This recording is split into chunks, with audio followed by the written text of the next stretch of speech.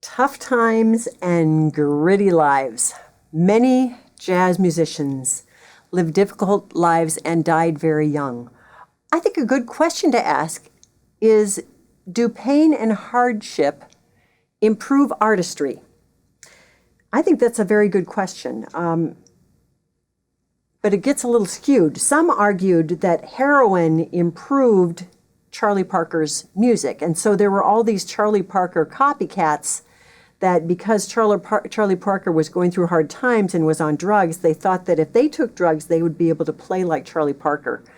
But the fact is that Charlie Parker had an addictive personality leading him to drugs, but he also had an addictive personality leading him to obsessive practicing.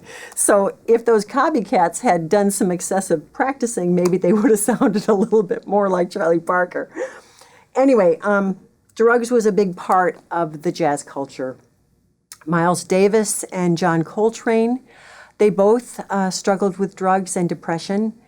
Both Miles Davis and John Coltrane quit drugs cold turkey, meaning never having them again, and their music improved after they quit the drugs. But these were hard things to work through. As a composer myself, when I think about my own output, I am the most prolific when I'm balanced and happy. I think that's true with most artists. However, I do have darkness in my past, like the rest of you, and I think that helps to deepen music. We bring empathy and emotional experience to music, and music helps us deal with that. Music gives back. So when we give these things to our instrument, it brings it back to us and has healing powers.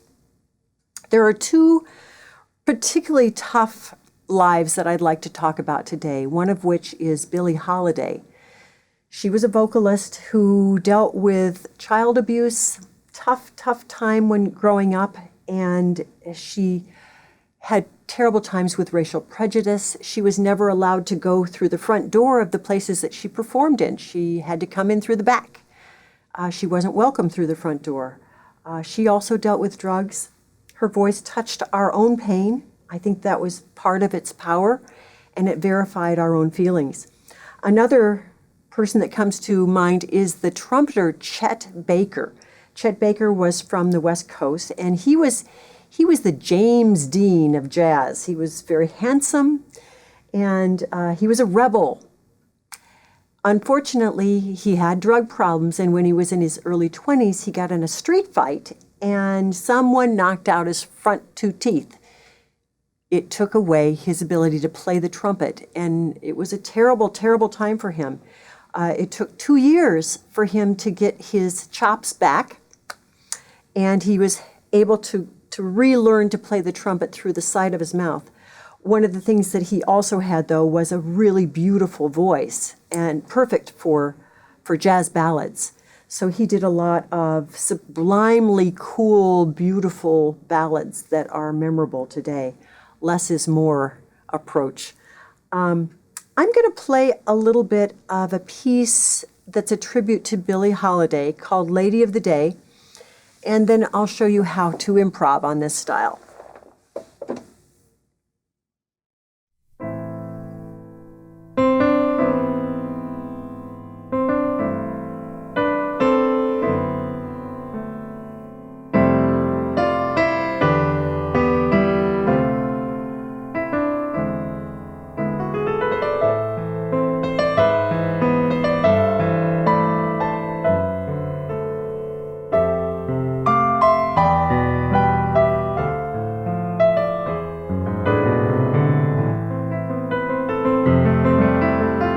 And it goes on from there.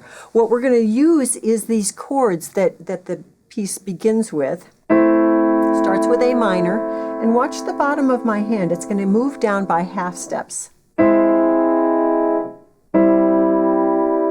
And when we go to here, I'm going to move over to D. So it ends up being a D7. So let's go over that again. Half step down, half step down again, and then to D7.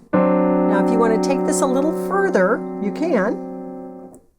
To an F7, E7, D7, and then when we go back the E7. I'm going to put this on a sharp, making it an E dominant 7. So this is a little riff that you can do some nice improv on in A minor. So I'm going to start that again.